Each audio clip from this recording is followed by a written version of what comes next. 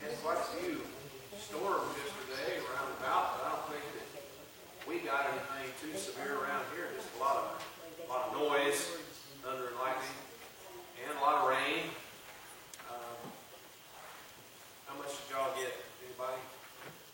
We got 3.5. 3.5. I was gonna say probably 3 inches here. Yeah, that's a lot of rain in one day. We got lucky though. When that far south there, tornado hit, we were behind. Yes, there were some tornadoes down to the south and over to the east as well. So I noticed some of this morning. So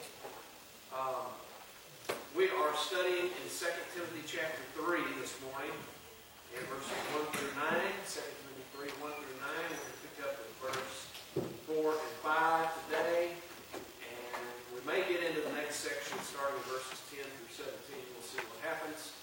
Let's have a word of prayer together at this time, and then we will begin our study. Our Heavenly Father, we thank you and praise you and bless you for the wonderful night's rest that we've received. We're thankful, Father, for the ability to come here this morning to worship and to serve you and your kingdom, your church. Father, we're grateful for each person who's gathered here today. We pray blessings on all. Father, thank you so much for your Son, Jesus. Thank you for his loving sacrifice. Thank you for the forgiveness of sins that he offers us. We pray that you forgive us of our sins, Father. We ask, Father, that you help us to love one another as Jesus has loved us, as he has shown that love to us and demonstrated it clearly. We ask, Father, that you would bless the congregation here, that as we seek to tell others about your Son, Jesus, and help us to look for opportunities, help us to pursue opportunities to evangelize and to spread the gospel to more and more folks. Father, we are grateful for the growth that we've experienced here. We ask, Father, for more.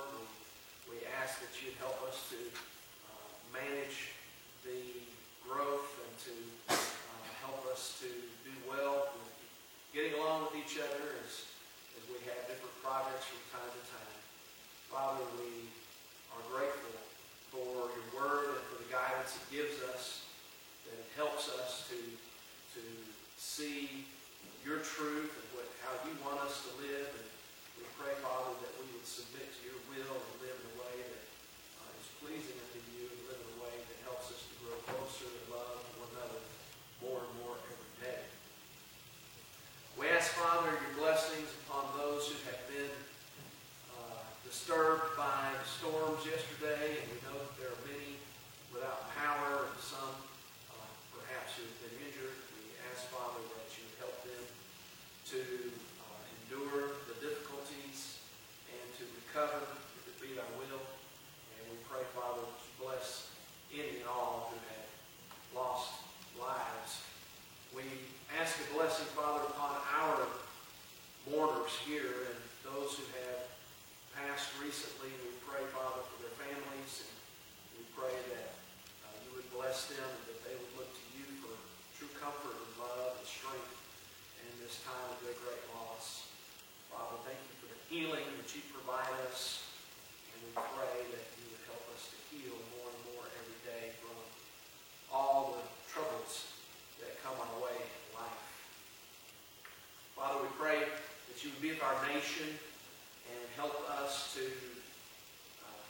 have a peaceful nation.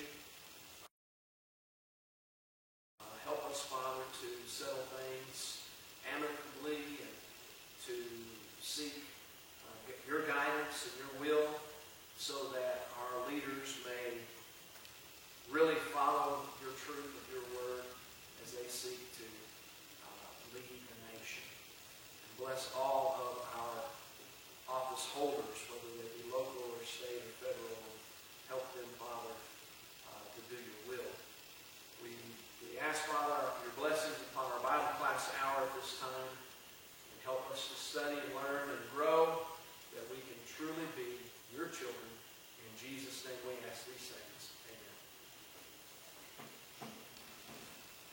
2 Timothy chapter 3. Last week we were looking at this list of sins that the Apostle Paul gives us here. We were talking about what they mean. The sins we were discussing in verses 1 and 2 and 3. Oh, yeah, okay, thank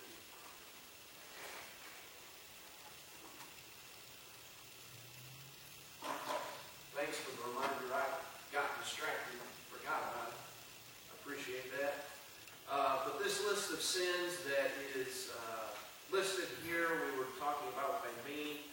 And we're in verse, last week we finished with verse 3. And look at verse 4 then. Traitors, headstrong, haughty, lovers of pleasure rather than lovers of God.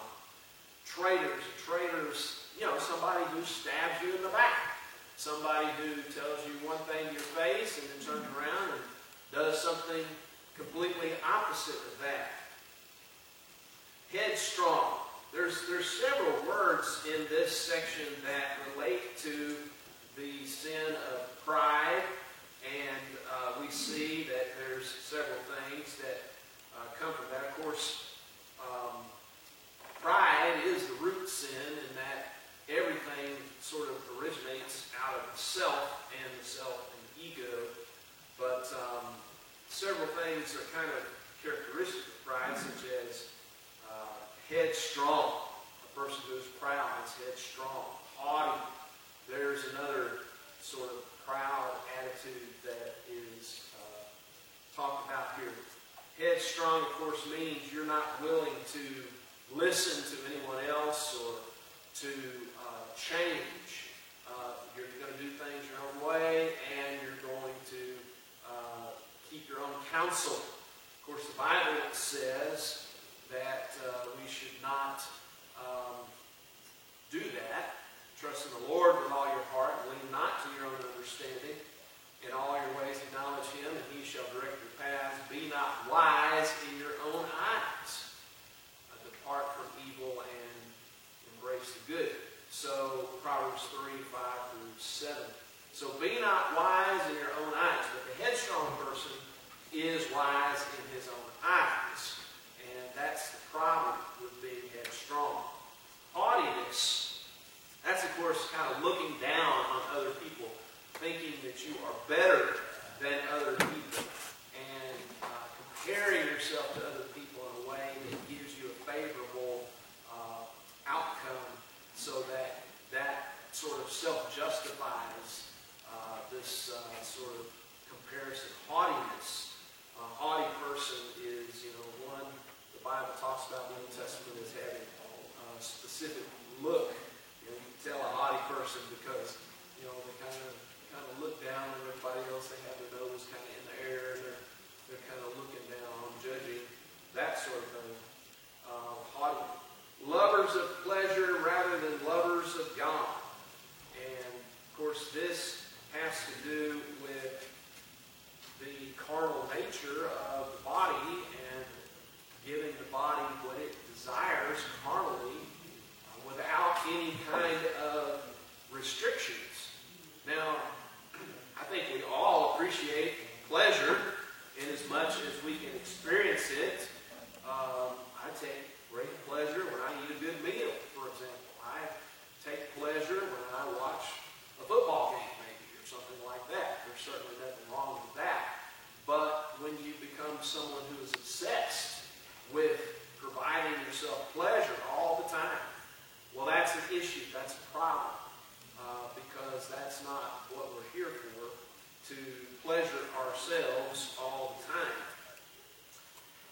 In the book of Hebrews, chapter 11, it was said of Moses that he chose to suffer affliction with the people of God rather than to enjoy the pleasures of sin for a season.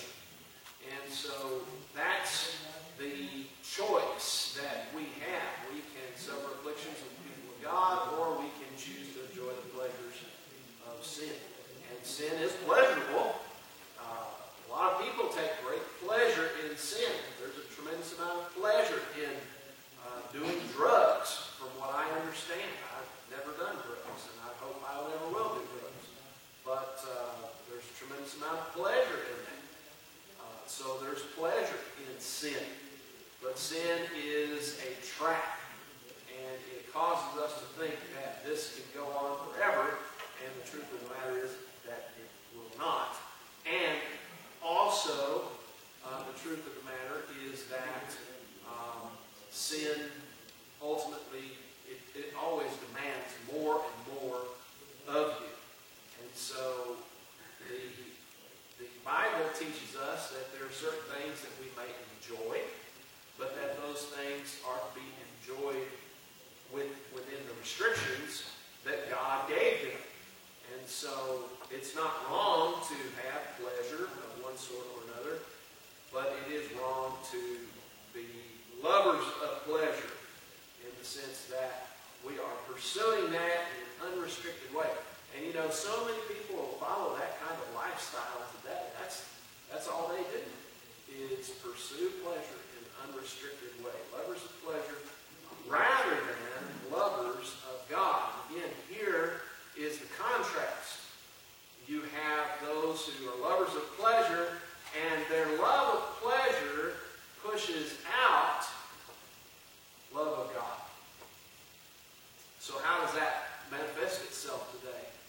Well, I'm speaking as if I'm going to give an illustration here. Someone might say, well, you know what, today's Sunday morning and it's my only day off and I'm just going to go out to the beach, or I'm going to go take my boat out to the lake. Well, what about worship? Well, I'm not going to do that. I'd rather enjoy my life, is the reasoning that many people have. Well, what about enjoying worship? Can you not come to worship and enjoy worship? Isn't that an alternative way to enjoy life? Well, certainly it is. But of course, you've got to have a mindset that that's what you want to do. But if you choose to do the other, then you've already said that you love pleasure more than you love God. And lovers of pleasure more than lovers of God. And that's basically what the Bible is talking about here. Some people don't even consider worship. That's true. In our culture today, with so many people who are identified as not being religious at all, it's not even something they would even cross their mind, you know. So, and that's a good point. And that's another form of loving pleasure more than loving God. Yeah. Any other thoughts? Look at verse 5 then. Having a form of godliness, but denying its power, and from such people turn away. Here, the expression a form of godliness simply means sort of a facade. You know what a facade is? If you've ever been to an old town that has old Western buildings in it. I'm thinking about Dodge City, Kansas. I've actually been there before, believe it or not. And you can go to the old part of the town, you can see all those old Western buildings, and they got those big fronts on them, you know, and you can see the general store in big green letters or whatever it is. I don't know what color it is. But then there's all kinds of hotel and everything. And then you go to the back side of the building, you look at it and you think, wow, they're really ugly from the back side. But the front side is really pretty. And why is that? Because they have a facade on them. The facade is the pretty part. That's what the merchant wants you to see. That's how you can be attractive to that business. That's the facade, you know. And but the back side of the store doesn't really look all that great. It's the ugly part. You wouldn't want to go to the store, you know, from looking at the back side of the store.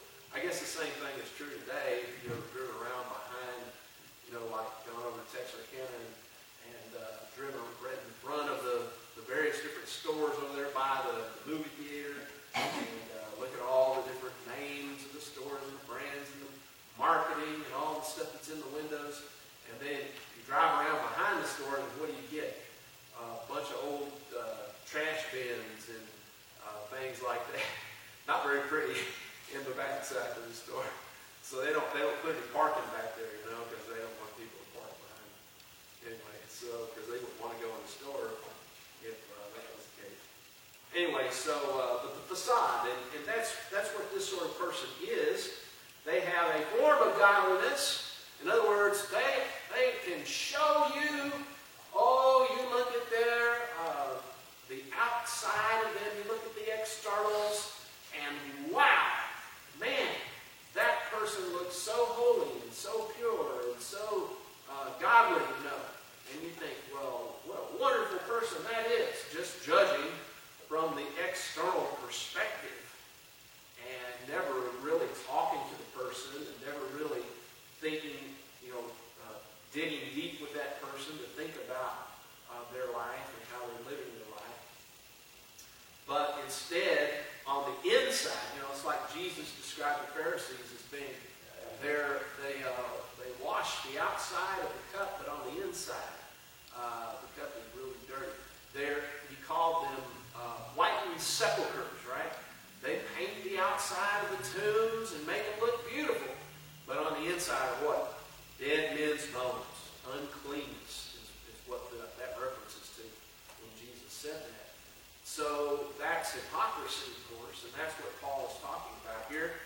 They have a form of godliness. They keep up appearances to a certain degree, but behind the scenes, they act in all these other ways that are listed here that Paul lists. Christianity is not a religion of externals only.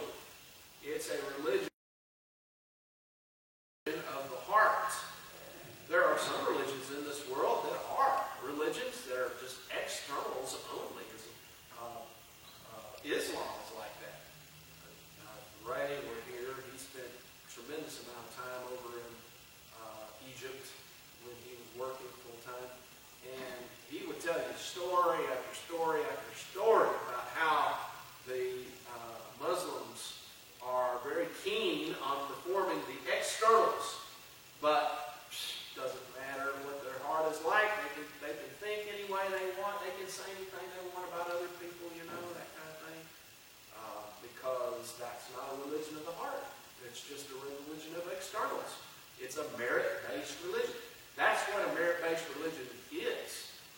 Just do the externals and show everybody else what a quote-unquote wonderful, godly individual you are, and then based on your merit, then God will reward you with heaven.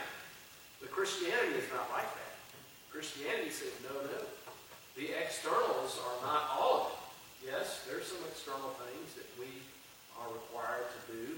They are important. Don't misunderstand me. But what is more important is the state of our heart. And that's why Christianity is a religion of faith, or salvation by grace through faith.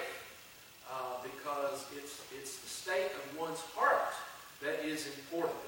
That's where the crux is, so to speak. The word crux, by the way, comes from the word for cross, and it means where the two crosses, two pieces come together, the crux. That's the heart of the matter. That's the center of things. So the crux is in our attitude and how we are going to conduct ourselves internally. God knows the heart, and He will judge us according to how we act internally as well as externally. And so, notice that Paul says, from such people turn away, having a form of godliness but denying its power. They deny its power because they don't have the internal attitude that would really change their lives. True godliness changes lives. True godliness is going to make someone a better person. True godliness is going to revolutionize how a person thinks and what a person does based upon that thinking. But for a person who just has a form of godliness, there's no power there. There's no power there because internals are all wrong. And so that's not going to really change somebody. That's not going to help somebody.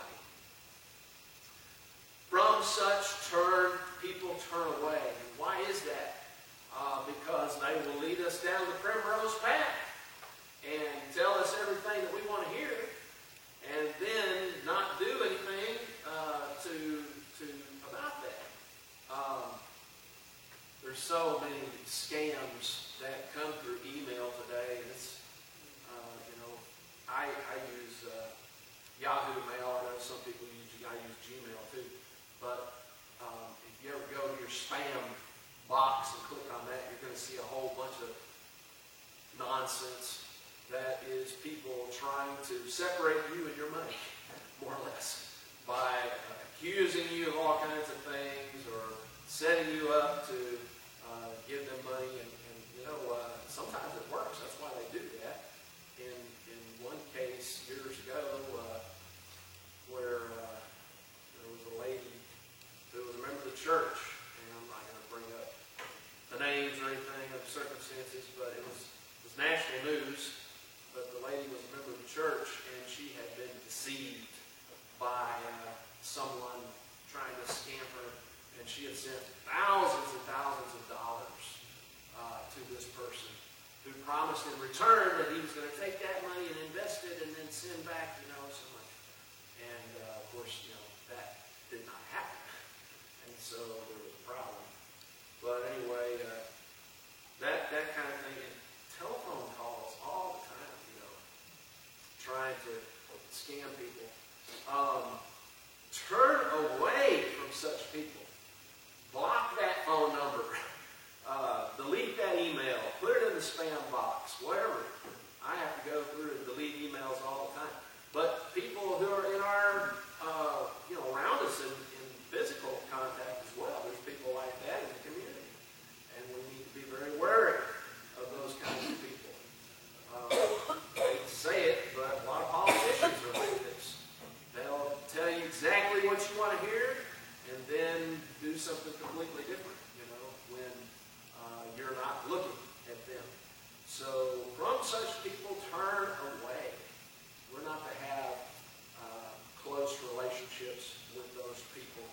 Now, obviously, there's a certain amount of politeness and sort of interaction that you would want to engage in with someone like that who was a neighbor or something, but you would not want to have a close personal relationship with someone like that, because they're just going to take advantage of you. So don't get into that situation, and don't listen to people like that. Verse 6, Paul describes some rather unsavory behavior that takes place from people of this sort. He says, "For of this sort are those who creep into households and make captives of gullible women, loaded down with sins, led away by various lusts, always learning and never able to come to the knowledge of the truth." So this group of people that Paul has in mind, probably one of the same groups of people that Jude discussed in the book of Jude, who were seeking out affairs to have with women. And they would then go into these women's houses and seduce them and seek to have a sinful relationship with them. And Paul says this is the exact kind of person that you need to stay away from and not have anything to do with, because they do take captive gullible women, loaded down with sins, and led away by various lusts. And everyone has desires, everyone has sin in their life.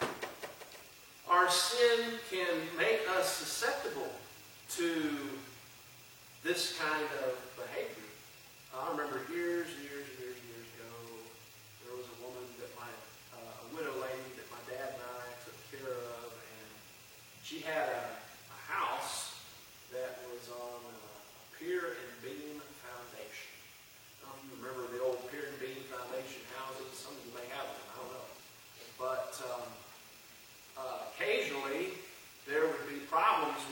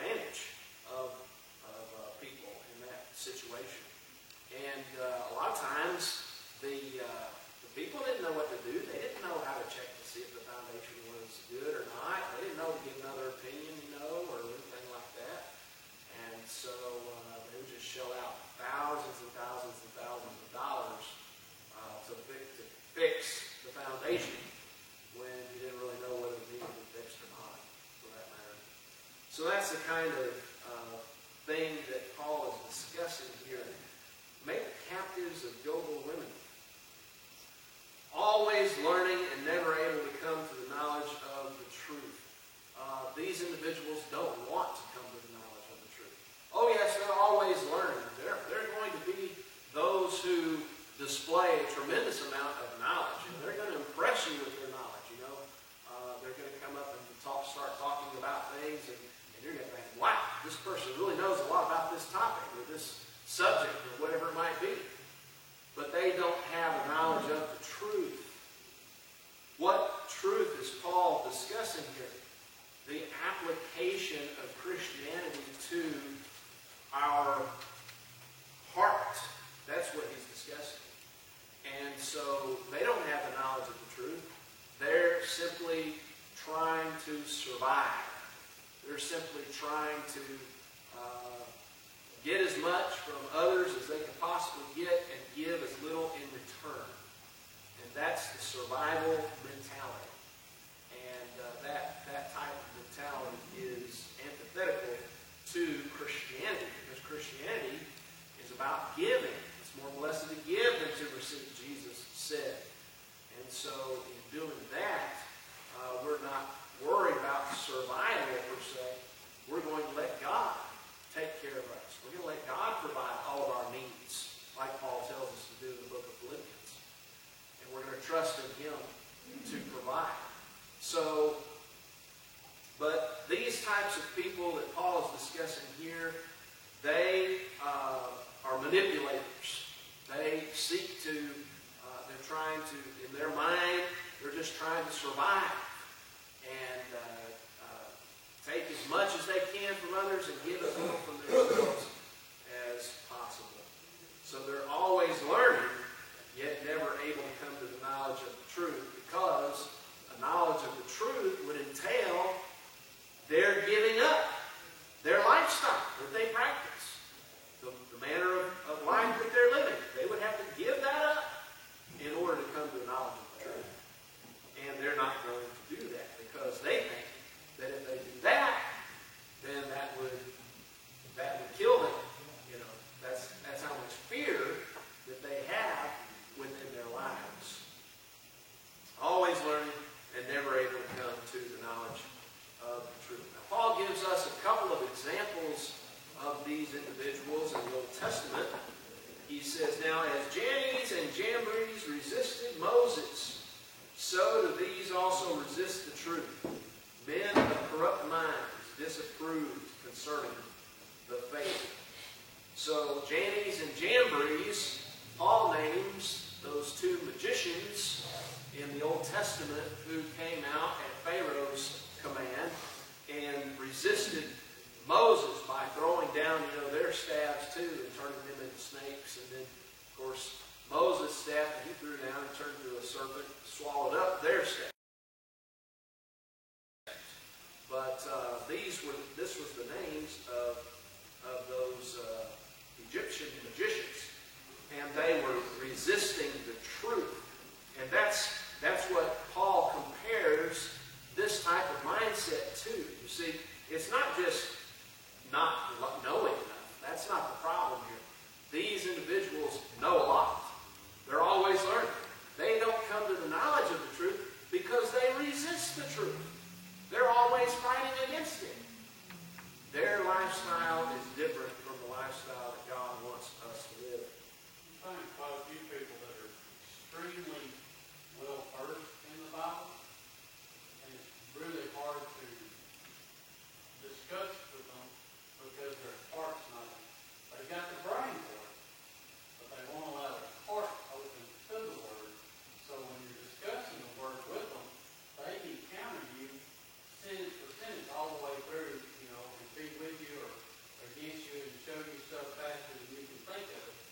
But it's because they want to disprove you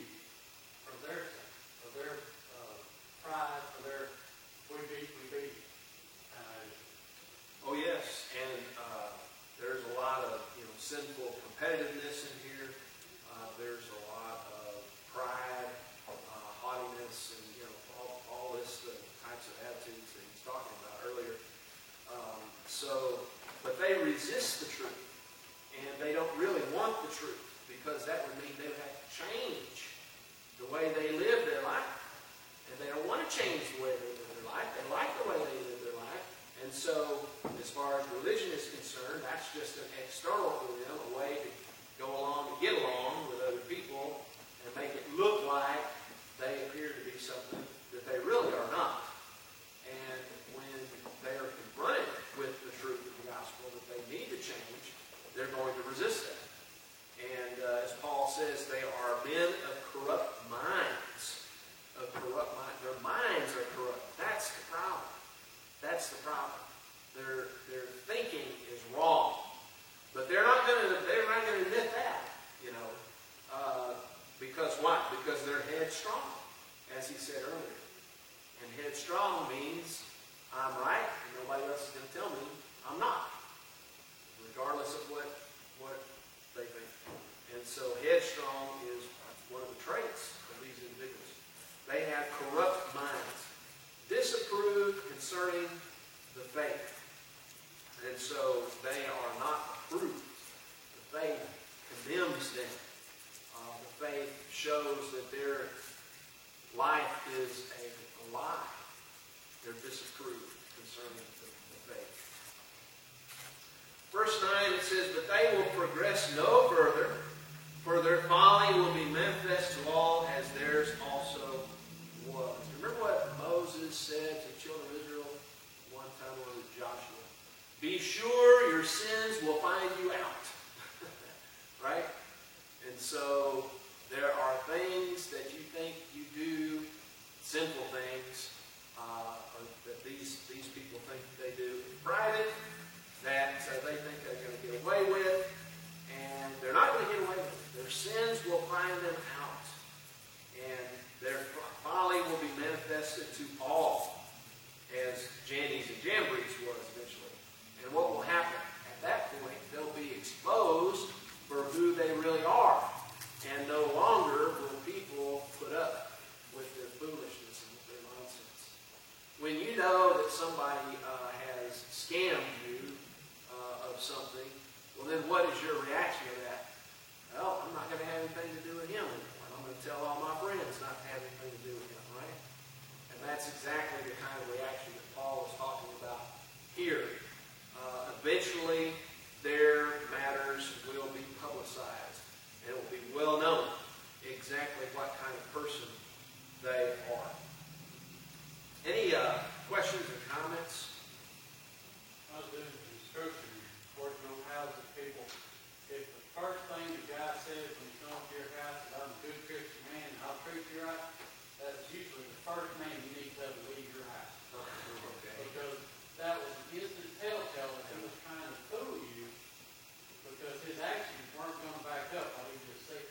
He's using religion to try to advance his own agenda. I came behind several of those guys, and I was a Christian at the time, a true Christian. I was a believer, but not a follower. And the people would say, "Oh yeah, this is good Christian fellow." How? I look at business. That ain't. No.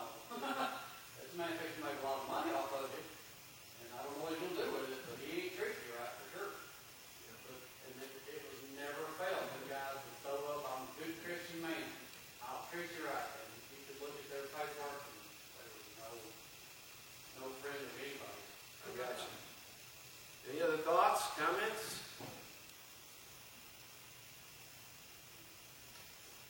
Yes, ma'am. I found it interesting that it said silly women. It didn't say silly people. Is there a particular reason for that? I mean, I know we talk about being a homemaker, and I know other verses talk about women in their homes. Is that why? Because that's where they would be found? Or Well, the New King James Version says gullible women, and that may be a more apt description, maybe, you know. Of course, anybody can be gullible, but I think that the idea here is that the men are out working during the day in this culture, in this society, and so they're not going to be receiving guests or visitors or anything like that. In this culture, it was very commonplace for people to come up to your door and ask for the hospitality. And the culture, in the culture, you were obliged to provide hospitality for these people. It may have been a night's lodging, or it may have been a meal, or something like that. But what Paul is talking about here is somebody who's going beyond that and taking advantage of the women who were left at home while men were out working. And that's what he's talking about. That's the culture that he has reference to, which you might find a servant in the more wealthier houses, a man servant in the wealthier houses. Most of the men would have been out conducting businesses. So they wouldn't be at home. They wouldn't be in the household, as he says in verse 6. Any other thoughts? There are people, of course, further use religion as a purpose and justification for religion. Any old thing go wrong, even allowing to take religion into fornication, adultery, that kind of stuff. So, along the way, justifying everything they're doing in their head. Doesn't make it any less wrong, doesn't make it any more right. It just, they're still embedded in their religion, and it is their religion. It's not God's religion, but it's what they convince themselves it's okay to do this, for whatever reason. What they've accepted, the lies they've told themselves and believed. Augustine forward, these people have justified it because God made it this way, or whatever. Fill in the blank, that's their justification. They bought into it, and they're going to do that because they want to do it. It's this kind of thing here, leading other people astray too. All the while, under the close of it.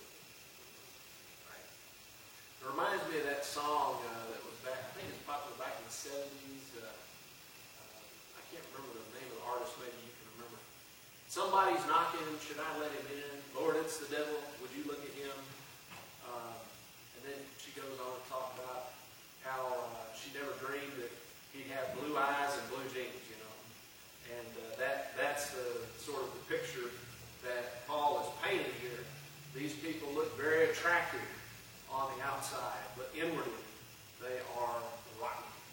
So we don't need to be associated with them. All right, let's get into verses 10 through 17. We've got about 5 minutes left here. Maybe we can read through these verses and then start a discussion. Can you help me out there? Thank you, sir.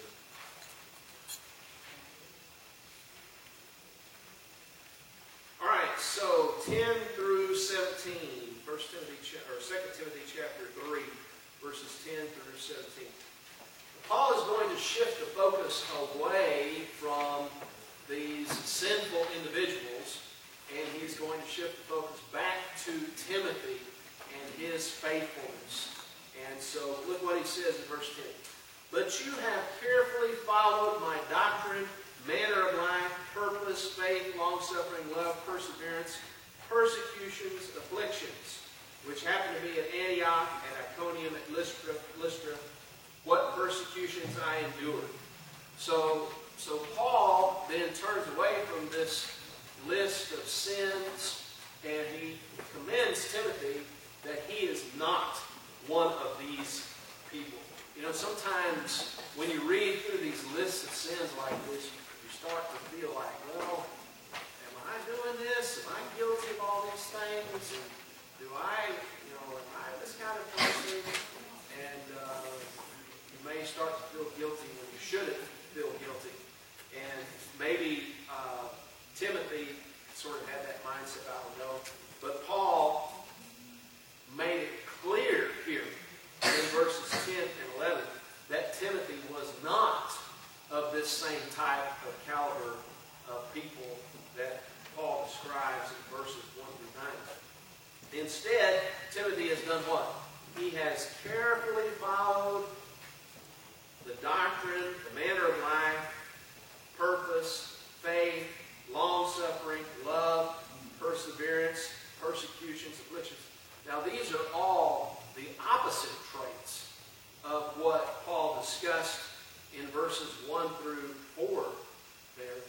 So if you have in your life the doctrine of Christ, the truth of the doctrine of Christ, if your manner of life, that is the way you're living, makes it clear that you are a Christian, and not only in the externals, but also in your attitude toward people. Your purpose, that is understanding what we're supposed to do as a Christian and following that purpose and trying to fulfill that purpose in your life, that is going to be seen. Faith, putting your trust in God and believing in Him and letting Him work things out in your life that need to be worked out. Long-suffering. Now there's a trait that these other people definitely would not have. They're not long-suffering at all. They don't endure through things. They're out for the quick get. That's all they're interested in is the immediate gratification of pleasure. That's all they want. Once they get that, they're done with you. And they're going to move on to some other target or some other mark. The long-suffering bears with people, right? That you endure with people when you're long-suffering. You continue to reach out to them. Continue to try to help them. Continue to try to love them. And you don't take advantage of them. So long-suffering. Love, perseverance. So love, of course, is the attitude that we need to have toward one another. The attitude of self-sacrifice. The attitude of seeking one another's greatest good. And that is what Timothy has been pursuing in his life. Perseverance. Of course, perseverance and long-suffering are very closely related. The same type of attitude. Perseverance, long-suffering probably relates more to people, and perseverance probably relates more to situations or circumstances that you find yourself in. And so that would be the slight difference between those two things, long-suffering versus perseverance. Of course, persecutions, afflictions. A person who is of the caliber that Paul described in verses 1 through 9, he is going to run as far as he can from any kind of semblance of persecution or affliction. He's not going to endure any of that. He's going to change his tune real quick. But for the one who will endure the persecutions, who will endure the afflictions and continue on in them, being faithful to the Lord, that's a true test of someone who is trying to do what is right. And in doing that, Timothy has really shown himself to be a faithful Christian. All right, we're going to stop there. Thank you so much for your good comments today. We'll pick up there next Sunday morning.